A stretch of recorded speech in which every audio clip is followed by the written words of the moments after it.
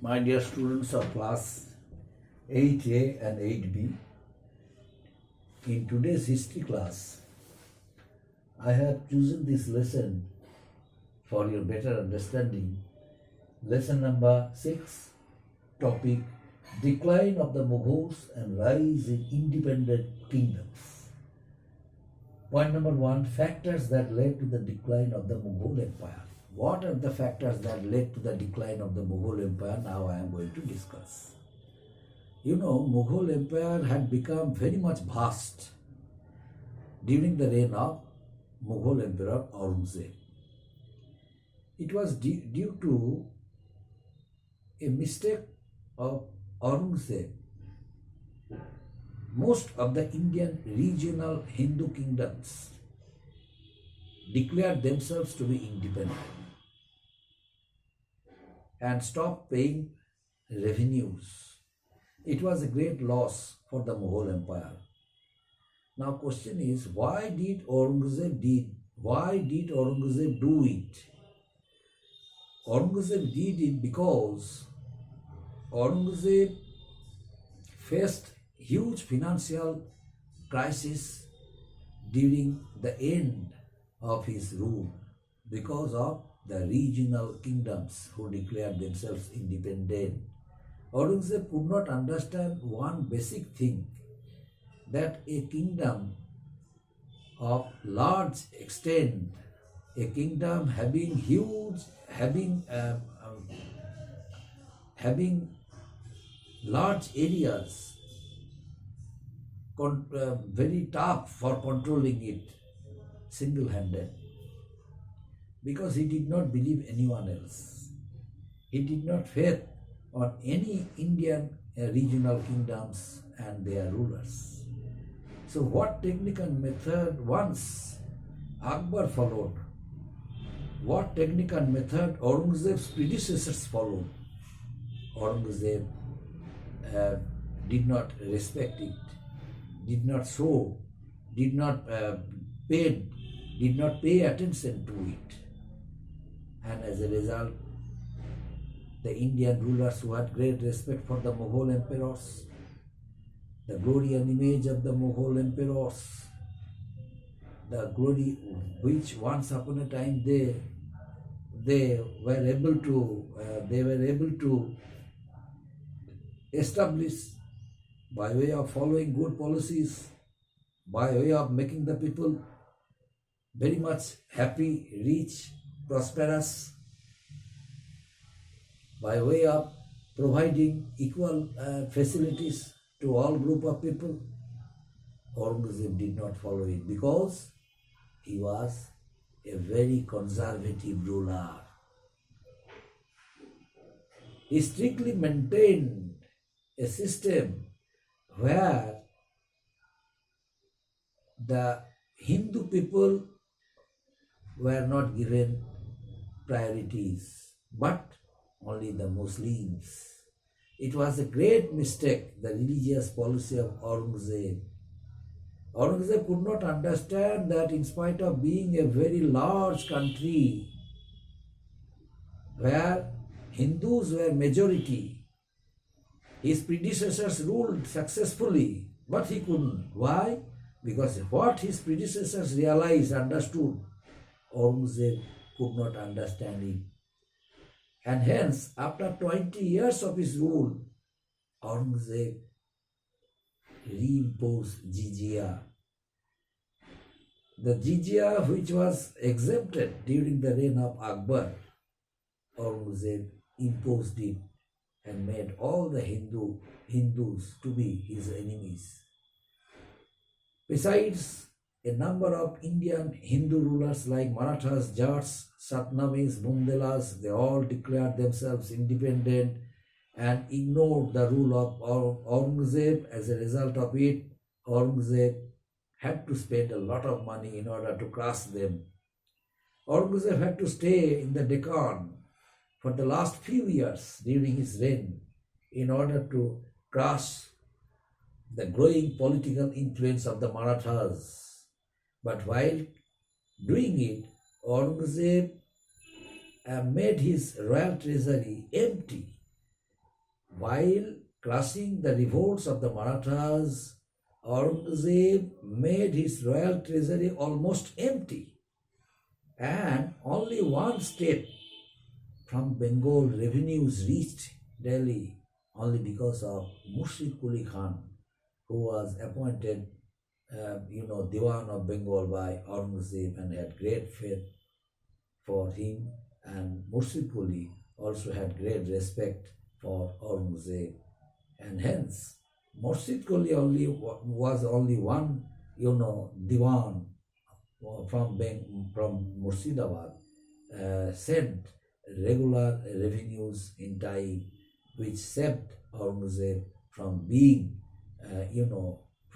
insulted by the, army, because army demanded their wages, their payment, but Aurangzeb was unable to do it, and on receiving the revenues from Murshidabad, Aurangzeb had to do it. Naturally, this financial crisis also led to the destruction of the Mughal Empire. And next point, my dear students, I am teaching you. Next point.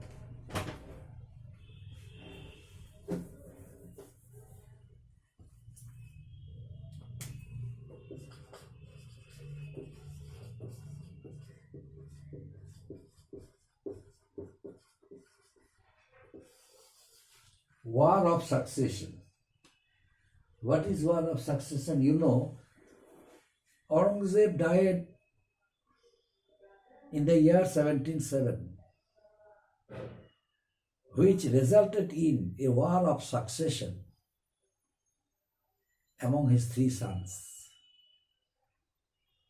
But Bahadur Shah won. Bahadur Shah won, ascended the throne as an emperor of Mughal dynasty after the death of his father Aurangzeb, by taking the help of a noble Zulfikar Khan, a very powerful noble Zulfikar Khan helped Bahadur Shah won to be the new Mughal emperor after the death of his father Aurangzeb. But soon after the death of Bahadur Shah won, once again a war of succession started among Bahadur Shah I's four sons.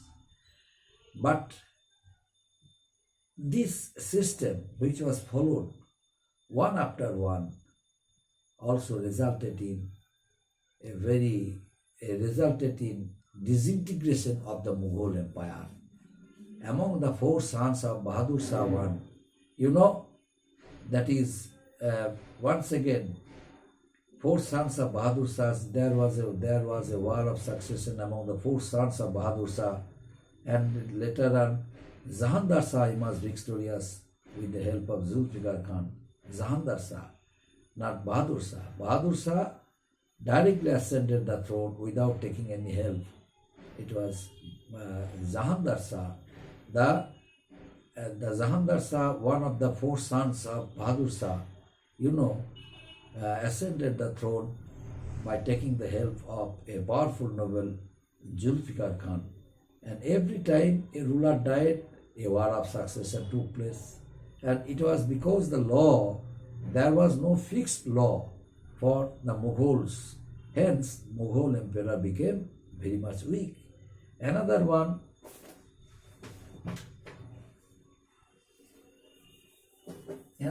point.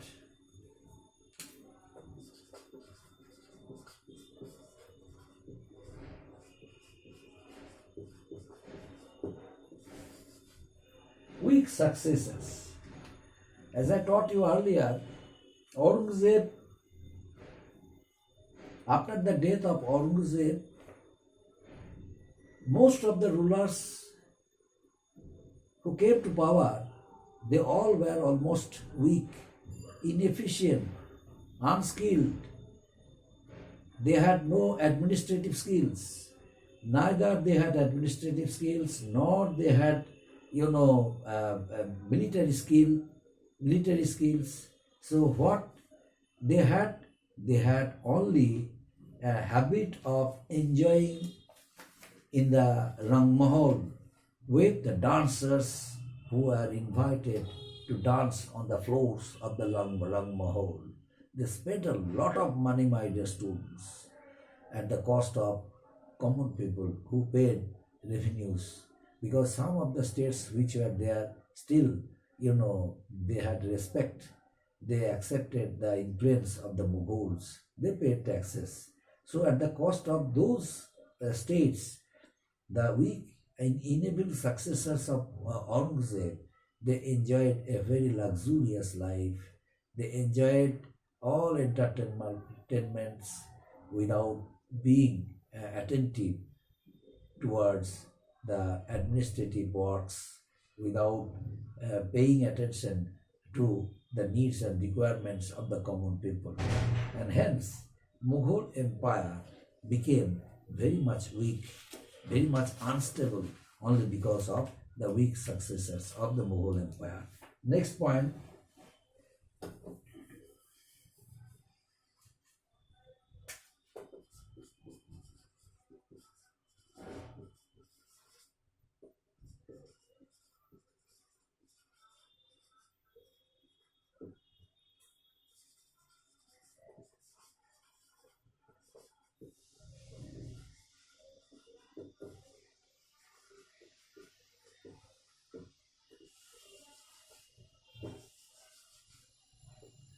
Failure of Mansardari and Zaghidari system. Now, what is Mansardari and Zaghidari system? Who introduced it?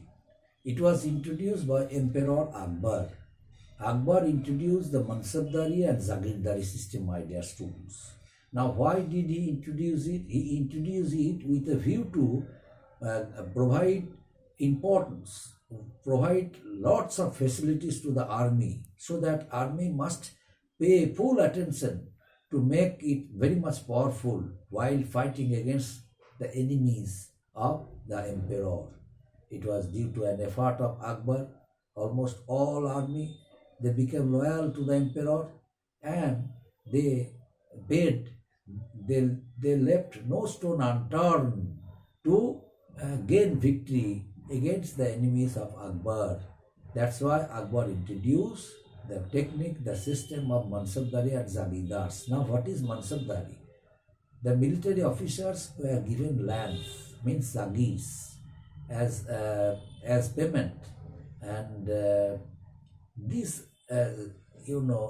lands or Zaghirs which were given to the military officers, they were known as Zaghidars, and the system by which the military officers became loyal to the emperor and became very much conscious, alert and dutiful in shouldering their responsibilities for the cause, for the integration, sovereignty of the country, and while fighting against their enemies,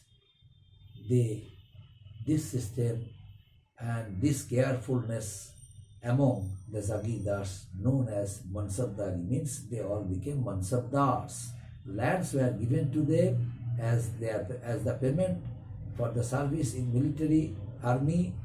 These land owners were known as Zaghidars, and this system also was known as Mansardari, because they were also known as Mansardar. Now, next point.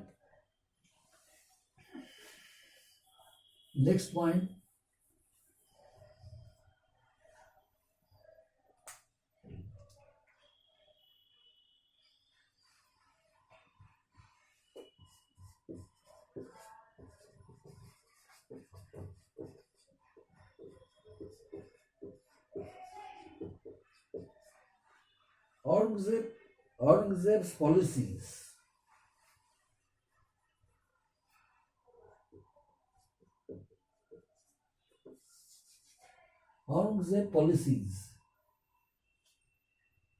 Aurangzeb long-drawn campaign in the Deccan made the royal treasury of the Mughals almost empty. Why?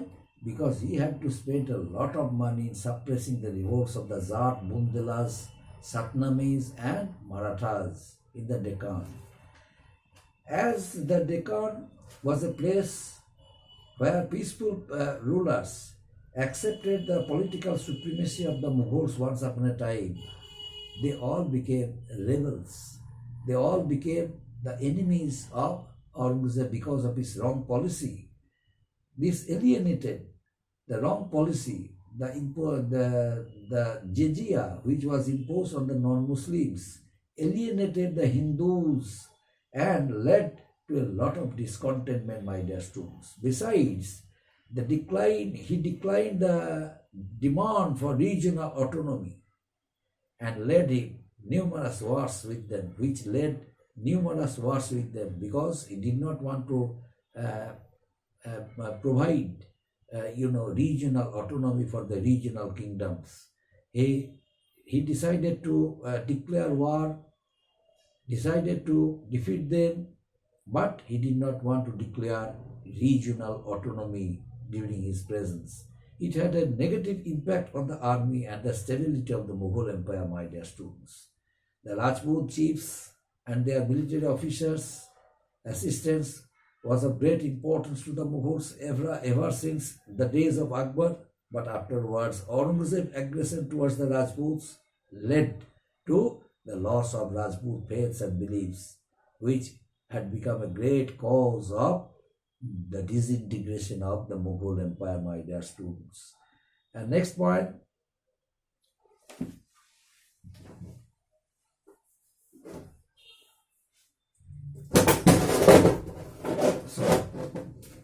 sorry, my dear students. Next point,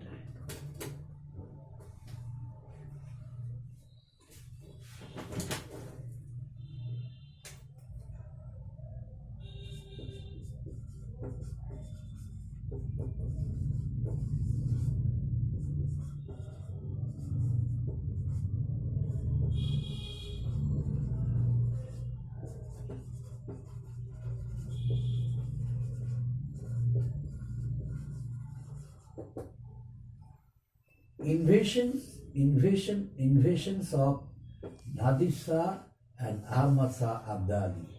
You know, Nadir Shah was a Persian ruler who invaded India during the reign of Aurangzeb's weak successors.